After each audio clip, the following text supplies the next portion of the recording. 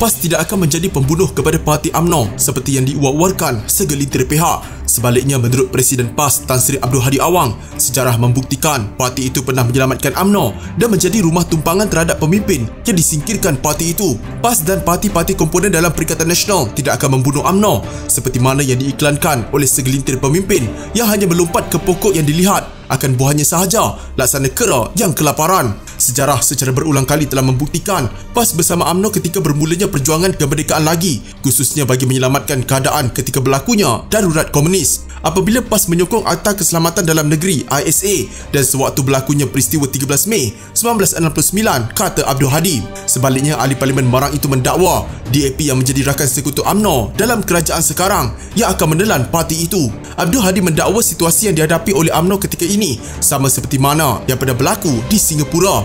Sebaliknya, dalil tidak mustahil DAP menelan UMNO seperti mana sejarah berlaku di Singapura apabila UMNO ketika itu ditelan oleh PAP yang kemudiannya telah melahirkan DAP. Sejarah juga membuktikan PAS banyak membantu UMNO dan dakwaan akan membunuh UMNO jika kerjasama antara dua parti itu dilakukan adalah tidak benar serta mengarut. Sesiapa yang kata bahawa PAS nak bunuh UMNO, tanya dulu siapakah yang bunuh UMNO di Singapura dahulu. Jawapannya ialah PAP, People Action Party, bukan PAS, katanya dalam kenyataan. Beliau mengingatkan UMNO mengenai percaturan yang dibuat dengan memilih untuk bekerjasama dengan DAP yang menurut Abdul Hadi akan merugikan orang Melayu dan Islam. Katanya PAS pernah bekerjasama dengan DAP, akhirnya terpaksa menolak parti itu kerana menentang perjuangan Islam yang dibawa olehnya. Penentangan yang dilakukan oleh DAP katanya termasuk menghalang dan mengkritik usaha PAS untuk mengharamkan arak kepada orang Islam sekalipun ia diizinkan kepada orang bukan Islam.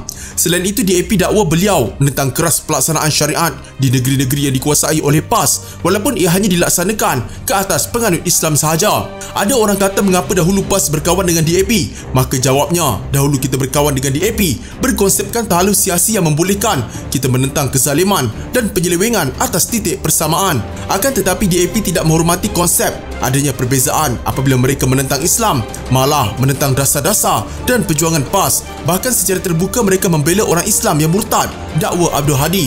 Abdul Hadi berkata, PAS bukan hendak berlagak mengajar itik yang pandai berenang, tetapi bertanggungjawab bagi menyelamatkan itik yang dihalau oleh tuannya yang hanya ingin menyembelih tanpa membiarkannya membiak.